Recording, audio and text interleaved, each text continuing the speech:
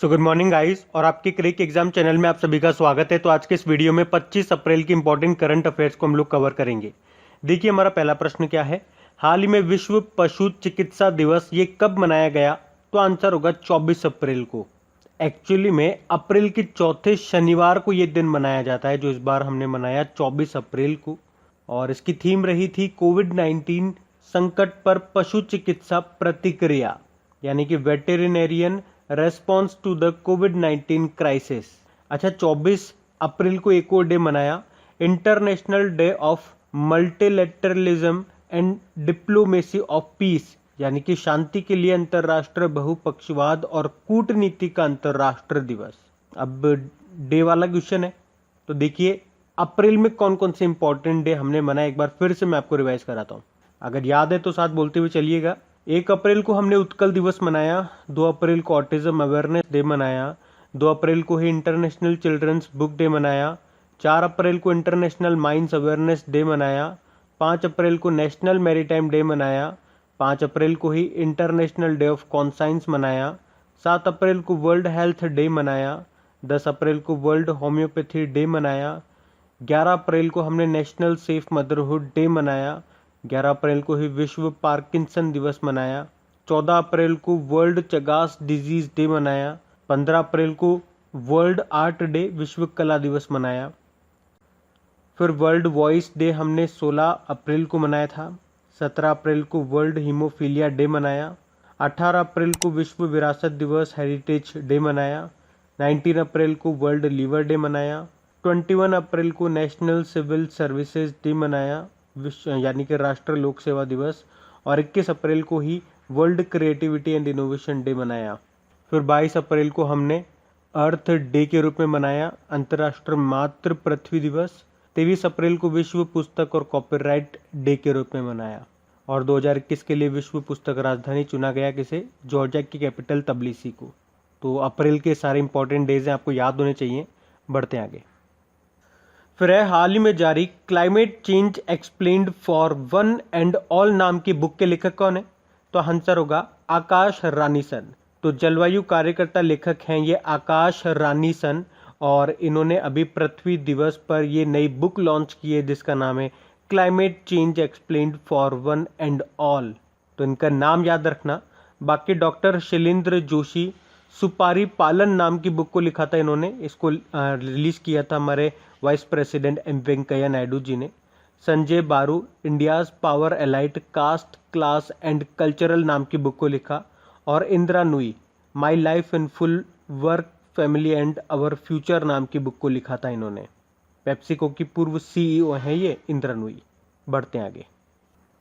अच्छा बताइए, हाल ही में मौलाना वहीउद्दीन खान का निधन हो गया, ये किस देश के इस्लामिक विद्वान थे? तो आंसर होगा भारत। तो भारतीय इस्लामिक विद्वान थे ये मौलाना वहीउद्दीन खान, जिनका भी हाल ही में निधन हो गया। उन्हें दुनिया के 500 सबसे प्रभावशाली मुसलमानों में सूचीबद्ध किया गया था, और वे कुरान पर एक टिप्पणी लिखने के लिए प्रसिद्ध थे, और उन्होंने इसे समकालीन अंग्रेजी में अनुवादित भी किया था। और आपको बता दूं, इस साल उन्हें देश के दूसरे सबसे बड़े नागरिक सम्मान, जिसे आप कहते हो पद्म विभूषण, उसके लिए भी चुना गया था।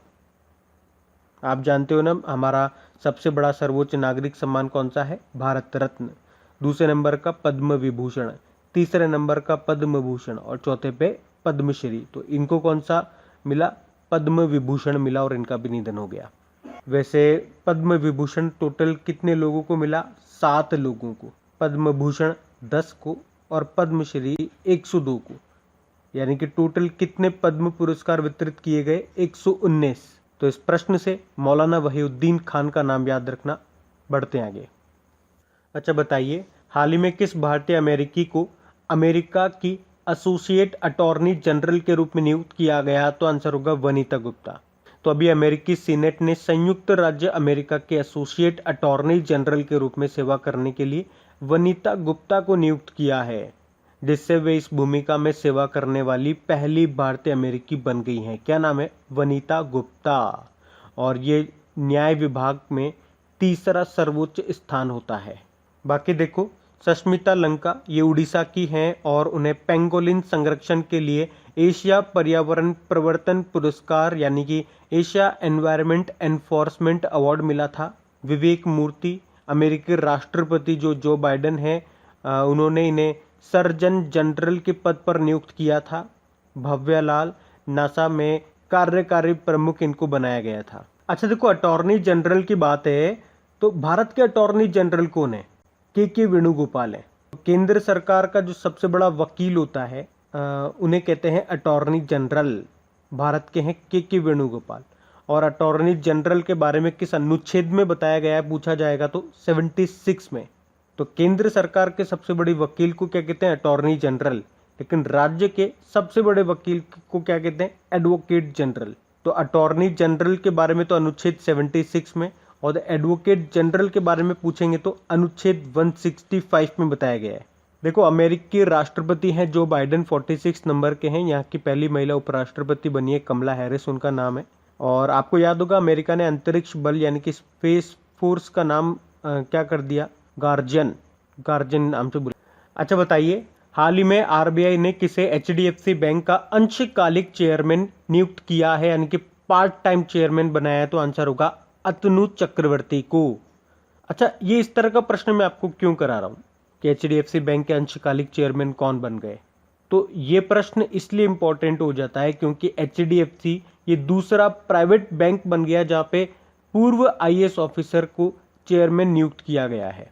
इनसे पहले पहला प्राइवेट बैंक कौन सा था ऐसा? आईसीआईसीआई।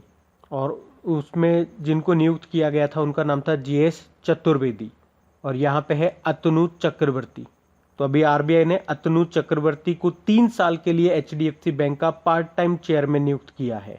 तो ये याद रखना। बाकी सुदर्शन सेन, अभी आपको याद होगा आरबीआई ने एआरसी यानी कि एसेट रिकंस्ट्रक्शन कंपनी की समीक्षा के लिए सुदर्शन सेन की अध्यक्षता में एक समिति बनाई थी। रेखा मेनन नेस्कॉम की पहली महिला चेयरमैन बनी है। सुनील अरोड़ा गोवा के नए गवर्नर बने। ये अभी तक ये हमारे चीफ इलेक्शन कमिश्नर थे 23वें नंबर के। और इनके बाद अब हमारे नए चीफ इलेक्शन कमिश्नर बन गए सुशील चंद्रा 24वें नंबर के। और 24 को 2 से गुणा करोगे तो आएगा 48। और 48 नंबर के हमारे नए चीफ जस्टिस ऑफ इंडिया हैं, नाम है उनका एनवी रमणा। अब देखिए बात यहाँ पे एचडीएफसी बैंक की है।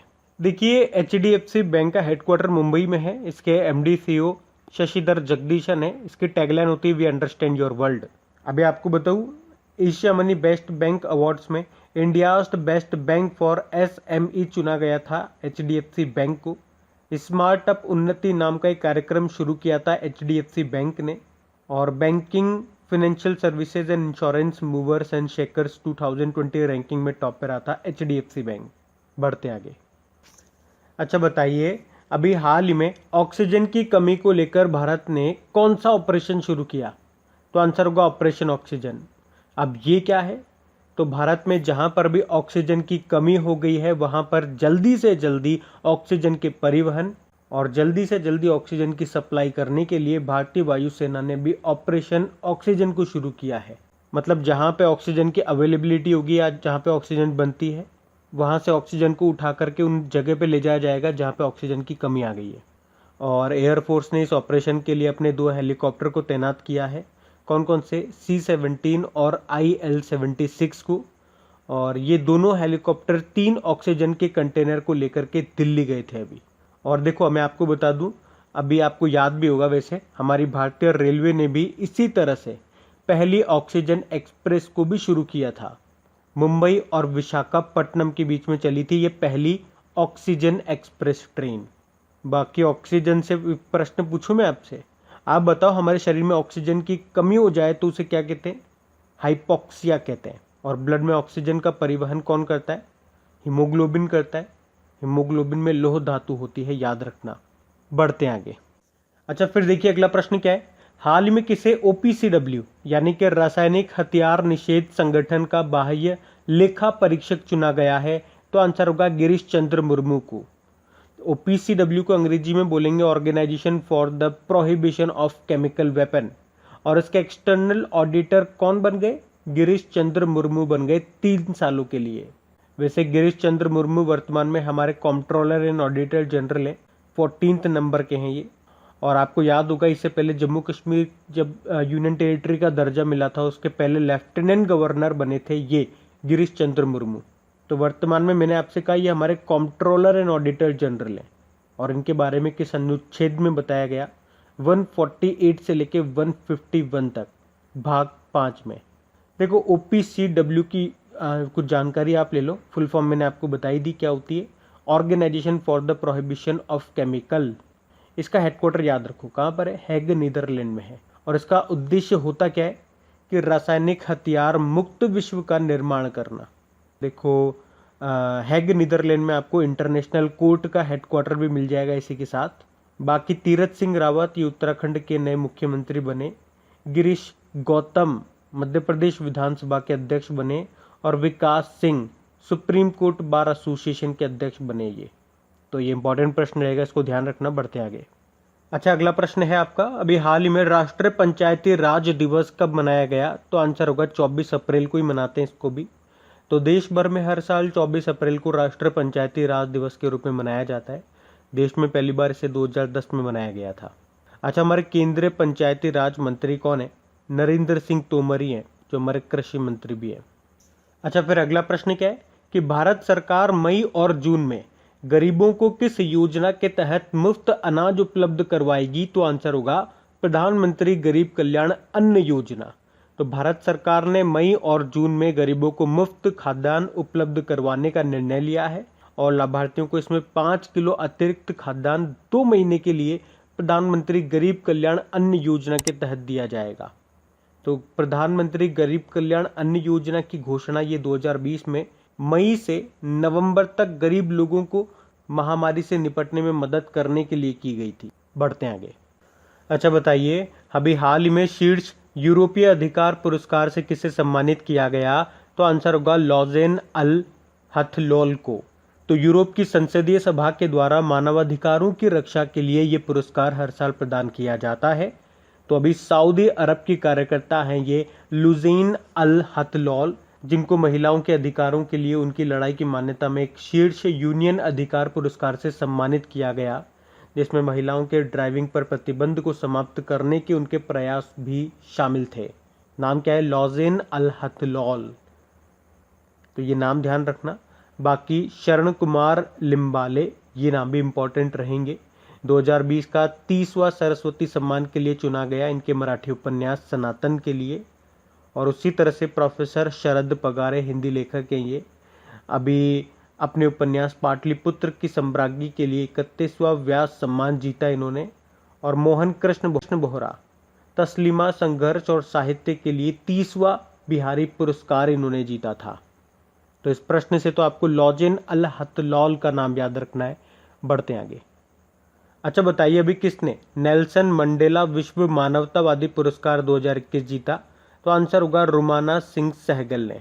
तो हैदराबाद के सॉफ्टवेयर इंजीनियर से उद्यमी बने ये रुमाना सिन्हा सहगल और अभी इन्हें डिप्लोमेटिक मिशन ग्लोबल पीस के द्वारा नेल्सन मंडेला विश्व मानवतावादी पुरस्कार 2021 से सम्मानित किया गया।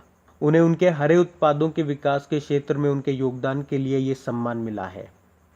वैसे जनवरी 2021 में इनको international influencer of the year 2021 भी मिला था। किनको? रुमाना सिन्हा सहगल को। बाकी जीपी सामंत ये चीफ स्टैटिस्टिशियन ऑफ इंडिया के अध्यक्ष बने थे।